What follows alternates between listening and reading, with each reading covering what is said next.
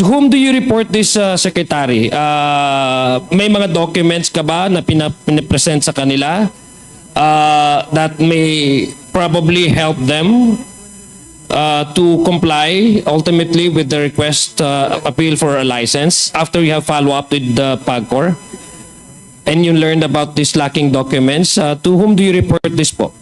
Well, Mr. Chair, Since you are according to you, a lawyer of Whirlwind Company. Mr. Chair, pinadalan po ako ng listahan ng requirements ni Attorney Jessa at yung Viber mismo sa akin ni Attorney Jessa, finorward ko lang po kay Cassie Ong. Finorward ko lang po yung text as is mismo ni Attorney Jessa because those were the lacking documents. No? Would you at least confirm to this representation that you agree and you may as well support the request of Lucky South 99 for their application for the IGL license? Yung pumasok kami sa ejectment, may desisyon na, meron ng writ of execution na papaalisin sila. So ang aking tanong, lalaban pa ba tayo sa ejectment dahil ang issue dyan is, meron ka pa bang kliyente na uupa in the first place? I think para sa akin ang pagkakaintindi ko po, no, I'm not refuting your claim, Secretary Roque. You're entitled to your own opinion, but I find it very rather peculiar for a person to extend such assistance if from the very start I do not agree and I do not support such request. So masyado ho kayo mabait, Attorney Roque.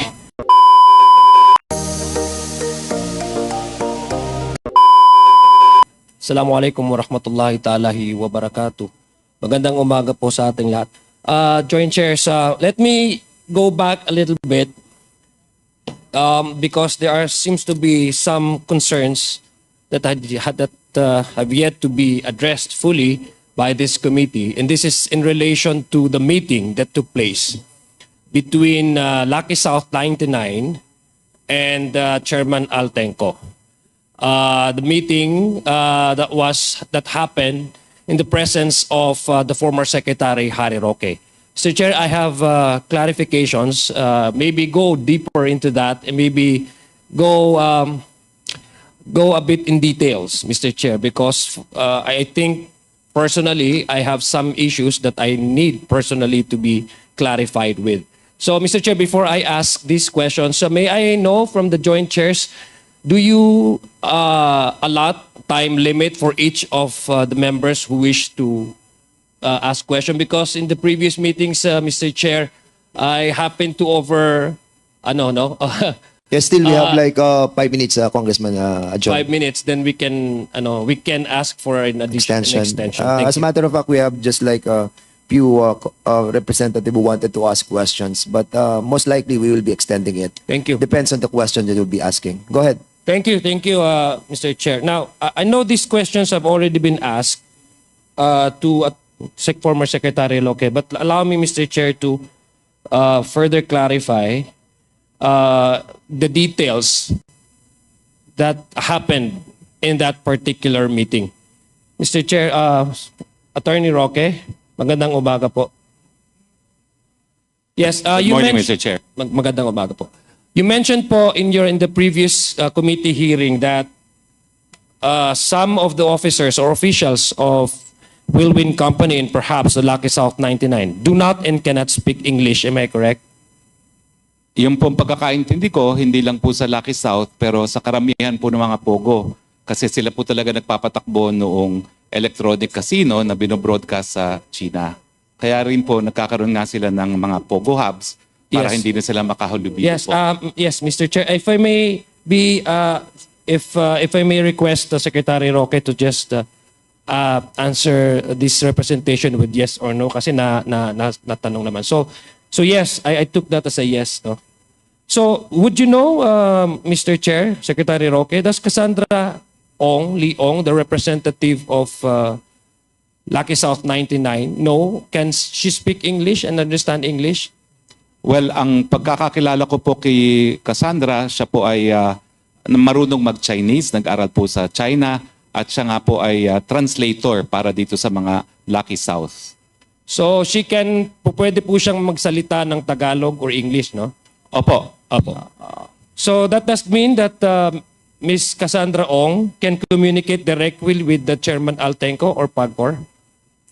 Pwede po. Pwede. So ibig sabihin po, hindi na ho kailangan, Mr. Chair, that Cassandra Ong does not necessarily need your assistance to go to PAGCOR and have that meeting in relation to the RERs that they need to pay. Am I correct? Kailangan po kasi nung mga panahon na yon, ang representante ng Lucky South sa PAGCOR ay si Mr. Dennis Cunanan. Okay. So let me ask you, Secretary, Mr. Chair, how did you meet Cassandra Ong? Okay. And when was this and where was this meeting happen? Oo, natapos na po yung eleksyon, bumalik na po ako sa pribadong buhay at ako po ay promoting renewable energy projects. Isa po sa pinopromote ko talaga ay yung Sogod Power sa Cebu at kung hindi po ako nagkakamali, na-meet ko po ang isang representative ng kumpanya ni Cassandra Ong sa isang forum ng renewable energy. At linapitan po ako na meron silang interest kasi doon sa forum po yon na nanindigan ako na contrary to the position of many individuals, ang renewable energy, ang solar po ay po pwedeng 100% foreign owned. Okay. So, yun po yung konteksto na na-meet ko po ang kumpanya ni Cassie Ong. Yeah, so when did you first discuss with Miss Cassandra Ong about about you going with her to PAGCOR? When and where did this happen? Sa same month of July na po, no? Kasi ang palaging kausap ko ay isang CEO ng kumpanya ni Cassie Ong na hindi naman po nasa Pilipinas, na lumilipad, umaalis. Mukhang MBA type of person po, kaya nga hindi kami nagtagumpay na makakuha ng investment sa kanila, no? So si Cassie Ong po ay ang alam ko empleyado lang talaga ng Whirlwind, no? At bago pa nga nalaman ko na nadispalkohan yung So, Lucky Mr. Chair, South. sorry po. Yes. So ano po? So gusto ko mga lang July po lang po. July Yes. din po. Same So- month po of July. So si Cassie Ong is the Cassandra Ong that you're mentioning. Opo. No? Okay. Siya po yun, Mr. So Chair. when this first meeting, did she or I presume there were subsequent meetings happened, 'di ba? Because the first time that you met, sabi mo nga hindi siya connected with the PAGCOR license. Am I correct, no?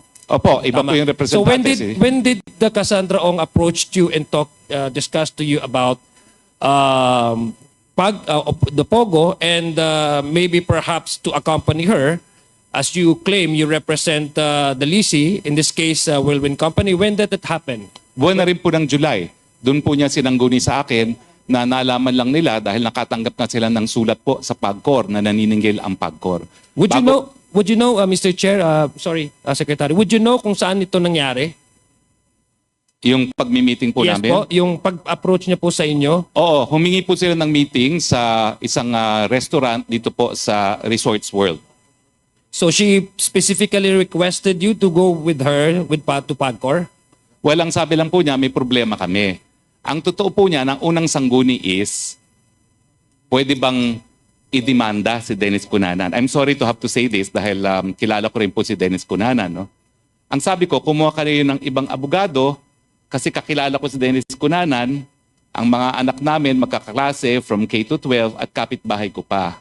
So ang sabi ko na lang is, well, humanap kayo ng ibang abogado pero ang solution naman sa problema mo, pwede naman humingi ng rescheduling of payment dyan sa pagkakautang po. So ang response po niyo doon sa request niya, I presume is sabi mo nga sumama ho kayo sa kanya no doon sa meeting na yon. So gusto ko lang po on record, Mr. Chair, what was the exact response that you gave her when she approached you about these problems of hers? Well, ang pag-contact po niya sa akin is anong gagawin kasi na-dispalkohan daw yung kanilang lessee na Lucky South, no? So ang gusto niya is legal action. Ang sabi ko, hanap po kayo ng ibang abogado kasi kakilala ko po yung rinireklamo ninyo, no? At masama dahil kapitbahay ko pa. So ang sabi ko, baka matutulungan ko naman kayo na magkaroon ng rescheduling of payment dahil pumapayag naman ng mga gobyerno sa rescheduling of payment. Lalo na kung hindi naman talaga consistently masama ang payment record. So at this time, when you met her and asked you, Mr. Chair, Secretary Roque, of this perhaps legal advices, were you already employed by Whirlwind Company? Hindi pa po. Kasi po, nag-iinganyo nga po ako sa kanila na mamuhunan po sa mga energy projects. So wala pa po kaming professional relationship. It was more of, I wanted them to invest in an energy project po. Okay. So fast forward po tayo na claim niyo naman po at na-narrate niyo na nga po na you confirmed that you were present during that meeting with Opo. Chairman Tenco, no? Opo. Yeah, okay. So sino pong tumawag? Who called the Chairman Tenco or PAGCOR to arrange this meeting? Well, ang sekretary ko po ang nag-arrange ng meeting matapos po na nalaman namin na ang pagre-reschedule ng payment is a board decision. So your secretary arranged this meeting when you were still not employed by Whirlwind Company? Well, by that time po, opo, parang accommodation ko lang po sa Whirlwind. At that time po, wala kaming professional relationship other than patuloy ko pong iniinganyo sila na mamuhunan doon sa energy project. So gusto ko lang pong malinawan dito, Mr. Chair, si Cassie Ong approach you, you do not have any legal or professional relationship with her and told you about her problems with Mr. Dennis Cunanan, and you were not employed at that time during this meeting by Whirlwind Company, and yet you extended the effort of contacting PAGCOR to set up that meeting. Am I correct? Tama po yun dahil nga po iniinganyo ko sila na mamuhunan sa proyekto. So parang that's a show of good faith po. Matanong ko lang po, bakit ho nyo nagawa yun? Dahil gusto ko po talagang magkaroon ng relasyon sa Whirlwind na sila po yung mamuhunan doon sa mga energy projects na pinupush ko. Okay. Would you confirm this, Chairman Tenco, that the meeting that was that took place between among you was arranged or requested by the Secretary of Secretary of Attorney Roque? Magandang umaga po, Congressman Adyong. Yes, on the week prior to July 26, the office of former Secretary Roque got in touch with my office, and they were requesting for a meeting if it was possible for former Secretary Roque to meet me. So you confirm. I confirm. Yeah, okay, sige. Congressman. Secretary, at the time of you and Cassandra's meeting with the Chairman Altenco, alam ko naman on record na sabi dito, but I just want you to confirm, how much was Lucky South's payables to PAGCOR? Well, ang pagkakaalala ko po ay $500,000 po. And would you know what these payables are for? Actually, hindi ko po alam kung ano talaga yung nature ng payment. Ang alam ko lang na dispalkuhan, di umano, yung kanilang kliyente na Lucky South, and may demand letter yung PAGCOR na magbayad. Okay, so so did you tell Cassandra Ong, since sobrang bait nyo naman, in-approach na po kayo, at tinulungan nyo po siyang magkaroon ng meeting with Chairman Tenco, and this is even prior to your prior to the hiring ng as legal agent at legal representation ng Whirlwind. Nasabi niyo po ba how would you be able to, for the Lucky Strike to be able to settle these problems with PAGCOR, their problems with PAGCOR? Well, ang sabi ko po, pwede naman humingi ng rescheduling of payment. Pwede naman nabayaran ng gives yung pagkakautang at pumapayag naman po ang mga korporasyon dyan. So nasabi din yung po pa, Secretary Roque, that they need to pay these RERs to PAGCOR in order for them to renew their license?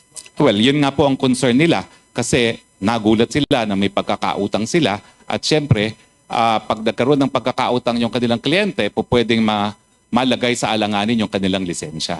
So how did, Mr. Chairs, how did Lucky South 99 respond to that advice of yours? Hindi po ako nagbigay ng advice sa Lucky South. alam na po ni Cassie ang consequences para sa Lucky South kung hindi mababayaran yung utang kasi nag-demand letter po ang PAGCOR. Sinabi na ng PAGCOR na kinakailangan magbayad sila, otherwise magkakaroon ng consequences sa kanilang lisensya.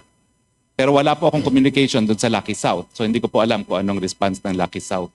Yes, okay. So, nagbayad din mo sila ultimately, no? Mr. Na-confirm po. I'm asking Chairman Tenko. Did they able to pay? Yes, they were able to pay, Okay. Congressman. Was there any payment scheme happen? Payment scheme? Yeah, payment scheme arrangement with between PAGCOR and Lucky South 99. Actually, there was no payment scheme, Congressman Adjong. But on that same day of the meeting, they made a payment of $203,000 US that showed that there was good faith on their end to settle. And then over time, I think matter of another 60 days, they were able to settle all their arrears with PAGCOR, Congressman Adjong.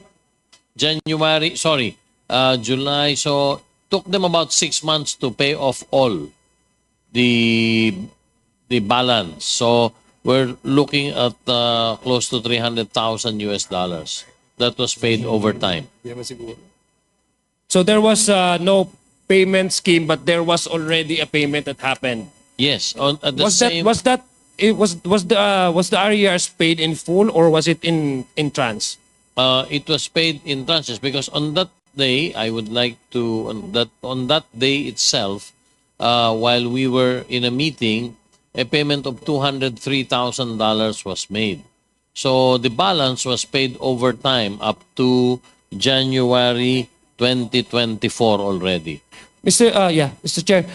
Secretary Roque, I'm sure you know the nature of why Cassie Ong requested your presence in that meeting. Am I correct? So she would not approach you if she wouldn't probably know that you have, you have some, at least your presence is really in need there. Kung sa ordinaryo na tao, hindi naman ho magsasama kung alam na walang impluwensya yung isasama sa opisina. Tama ho ba? So would you know, for example, did Cassandra Ong, I presume, told you about her problems with Mr. Cunanan? And ano po ba yung mga options na nasabi mo sa kanya apart from, say, for example, paying the amount that they need to pay to PAGCOR? Yung idea po na mag-arrange ng rescheduling para sa mga pagkakautang ay nanggaling sa akin. Dahil ang tanong nga nila is, anong gagawin namin? Nadispalkohan kami, pwede bang idemanda itong Dennis Cunanan? Ang sabi ko, humarap kayo ng ibang abogado, hindi ko pwedeng idemanda yan dahil kakilala ko yan. Pero ang alam ko, pwede namang ayusin yan sa pamamagitan nga na paghihingi po ng rescheduling of payment. So nanggaling po yung initiative ng rescheduling of payment sa akin na. At kampante naman po ako na papayag naman po ang PAGCOR basta nga lang merong show of good faith, no, na meron talagang intent to pay at ma-explain lang kung bakit sila na-delay sa pagbabayad dahil bago naman sila na-dispalkohan, wala naman silang problema po sa pagbabayad sa PAGCOR. Okay. Mr. Chair, at Secretary Roque, you confirmed the Attorney Fernandez testimony earlier in the previous meeting that you made the follow-ups with PAGCOR regarding the application of Lucky South 99, am I correct? 3 beses po, 2 by text, 1 by telephone call, pero yung telephone call ko po, hindi follow-up. It is only a matter of information na nakahanap na ang Lucky South ng abogado para gumawa ng MPTT na requirement po. Thank you po. Thank you. Sorry po, Secretary. I'm just wondering po, who requested you to make these follow-ups? Request po ako ni Cassie Ong kasi ang sabi po niya, hindi raw niya makontak si Attorney Jessa, no? At totoo naman po, doon sa mga tawag ko, talagang busy-busy si Attorney Jessa. So once po, para tanungin ko kung ano yung kulang pang mga documentation, kasi nga po, request ako ni Cassie na hindi raw niya makontak. So sabi ko, well, let's see kung makokontak ko naman, baka timing lang yan. So you're doing this, hired na po kayo as a lawyer of Whirlwind Company? Opo, nagsimula na po yung kaso kasi 2 weeks after the meeting on July 26, hinire na po niya kami para dun sa ejectment case at ang first task nga po namin is ma-prevent yung execution na inisyu ng Regional Trial Court ng Angeles. So alam niyo po Mr. Chair, John Chair, Secretary, that these follow-ups are by nature the lacking documents of Lucky South 99 that they need to comply with PAGCOR. This is directly in relation with their application. Apart from paying the RERs, their application as well for a license nung sa newly amended guidelines ng Secretary. So you would know, for example, of the nature of these follow-ups, that it pertains also for their application for the IGL license. Am I correct? Tama po yan kasi ang pinag-aawayan nga po yung possession dun sa lugar na ginagamit for POGO. So concern na concern po si Cassie as the lessor of Lucky South na kung mawawala naman sila dun sa posisyon, wala na rin silang kontrata dun sa POGO. Kasi nga po, sila yung pinapaalis dun sa possession, sa premises na ginagamit para sa POGO po. So after, yes po. That will be Links your on talaga. last question, Congressman Am I be Adjong. allowed to continue, Mr. Chair? Or Huh? am I be allowed? So, what is the pleasure of the members? I will yield my time to Congressman Adjong. Okay, there's a yielding of his time. So we'll be allowing Congressman Adjong to sa bagay ko naman ang kasunod si Kit Flores. Thank you. Thank you. So, The chair would like to acknowledge the presence of Congresswoman Lorna C. Silverio. You can proceed for another 5 minutes. thank you, Mr. Chair. So after learning about this lacking of documents in the application of Lucky South 99 PAGCOR, sino po ba ang to whom do you report this, Secretary? May mga documents ka ba na pinapresent sa kanila that may probably help them to comply ultimately with the request appeal for a license after you have follow up with the PAGCOR? And you learned about these lacking documents. To whom do you report this po? Well, Mr. Chair, Since you are according to you, a lawyer of Wilwin Company. Oo. Mr. Chair, pinadalan po ako ng listahan ng requirements ni Attorney Jessa at yung Viber mismo sa akin ni Attorney Jessa, finorward ko lang po kay Cassie Ong. So have you told advise Cassandra Ong that Lucky South 99 must also comply? Finorward ko lang po yung text as is mismo ni Attorney Jessa because those were the lacking documents, no? So hindi lang tayo maging abogado as an ordinary person. When you extend something to a person, especially if you know that this is of legal consequence, agree ho kayo doon. Na kasi tinutulungan nyo, kasi you would not help anybody if you don't agree from the very start of the, say for example, of the request or the application. Would that be correct? On a human level perception, would you at least confirm to this representation that you agree and you may as well support the request of Lucky South 99 for their application for the IGL license? Hindi naman po. Ganito po kasi yan. Yung pumasok kami sa ejectment, may desisyon na, meron ng writ of execution na papaalisin sila. So ang aking tanong, lalaban pa ba tayo sa ejectment dahil ang issue dyan is, meron ka pa bang kliyente na uupa in the first place? Kung wala nang uupa sa'yo, bakit ka palalaban doon sa ejectment? At in fact, ngayon po, yan ang problema ng Whirlwind, no? Na kapag natalo sila sa possession, bibigay na namin yung problema sa POGO doon sa may-ari. So importanteng malaman din po para malaman ko anong strategy na gagawin namin, no? Kung magkakaroon pa sila ng parokyano doon sa paupahan nila. Dahil ulitin ko po ha, nung kinuha nila ako, meron ng writ of execution. So actually, sabi ko, this is actually a 60-40 na matatalo na tayo, no? Na ang aasahan na lang natin ay mapiprevent natin yung execution. Pero dahil talo na sila at meron ng writ of execution, ang tanong din is it worth it to fight kung wala ka rin namang kliyente at hindi rin mabibigyan ng lisensya? So pwede ka na mag-surrender kung ganun po. Well, I think para sa akin ang pagkakaintindi ko po, no, I'm not refuting Your claim, Secretary Roque, you're entitled to your own opinion. But I find it very rather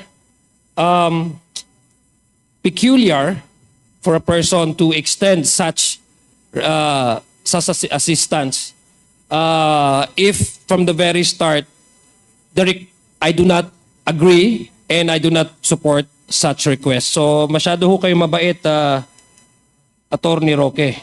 Now, you in the previous hearing po, Mr. Chairs, Secretary, it was your claim that you were acting as for Whirlwind Company because the Whirlwind Company in this case is the agent or the leasee ng Lucky South 99. Am I correct po, Mr. Chairs? Lessor Secretary? po sila. Yes, ang sorry. lessee po correct ay me, Lucky correct. South. Yes. Opo. So, tama po. Sorry po. So, you confirm that? Opo, I confirm that po. So, did you help either of these corporations prepare a contract of agency? Hindi po, kasi wala naman akong relasyon sa kanilang, wala po akong relationship doon sa contractual agreement between the lessor and the lessee.